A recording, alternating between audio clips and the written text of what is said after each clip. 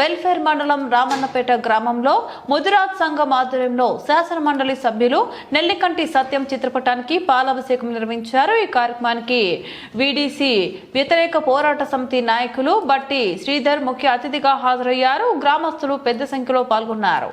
ఈ సందర్భంగా బట్టి శ్రీధర్ మాట్లాడుతూ నిజామాబాద్ జిల్లాలో వీడీసీల ఆగడాలు అక్రమాలపై శాసన మండలి సాక్షిగా గలం విప్పిన నెల్లికంటి సత్యానికి కృతజ్ఞతలు తెలిపారు। ప్రజల బాధలను వినని ప్రజాప్రతినిధుల మధ్య నిలబడి మా తరపున గొంతెత్తుతానని చెప్పిన నాయకత్వానికి ముద్రాజ్ సంఘం తరపున అభినందనలు తెలియజేశారు। వీడీసీల గ్రామ అభివృద్ధి పేరుతో అణగారిన వర్గాలను అగ్రవర్ణ పెత్తందారులు అణిచివేస్తున్నారని ఆరోపించారు। గ్రామాల్లో సాంఘిక బహిష్కరణలు వెలివేతలు జరుగుతున్నాయని అన్నారు। రామన్నపేటలో ముదిరాజులపై జరుగుతున్న దాడులను తీవ్రంగా ఖండించారు। వీడీసీలను రద్దు చేసే వరకు పోరాటం కొనసాగుతుందని ప్రతిజ్ఞ చేశారు। ఈ కార్యక్రమంలో కనక రాజేష్, చిన్నయ్య, గణేష్, గంగాధర్, రాజేష్ తదితరులు పాల్గొన్నారు। ఇక్కడ కార్మికుల హక్కులను కాలరాస్తున్నది। ఆర్టీసీ ఉద్యోగులను విలీనం చేస్తారు, వాళ్ళకి ఇస్తలేరు। ఉద్యోగ సంఘాలకు వారి సమస్యలు విన్నవించుకోవడానికి సమయం ఇస్తలేరు।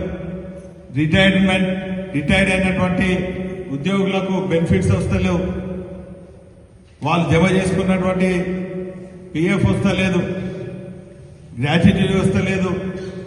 రిటైర్డ్ అయినటువంటి ఉద్యోగుల పరిస్థితి దయనీయంగా ఉంది, పెన్నెమ్మి నుంచి పొయ్యిలబడ్డటువంటి పరిస్థితి ఉన్నది।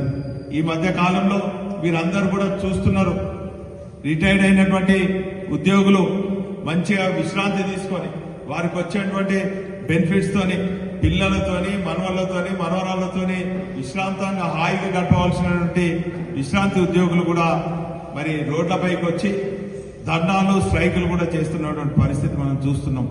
కొందరైతే ఆత్మహత్యలు చేసుకుంటున్నారు। మరి దీనికి వ్యతిరేకంగా కూడా రిటైర్డ్ అయినటువంటి ఉద్యోగుల హక్కుల కోసం కూడా మేము ఖచ్చితంగా మా పార్టీకి అనుబంధంగా ఉన్నటువంటి కార్మిక విభాగం అండగా ఉంటుంది, వారి హక్కుల కోసం కూడా మేము పోరాడతామన్నటువంటి పరిస్థితి ఈ సందర్భంగా మేము తెలియజేస్తున్నాం।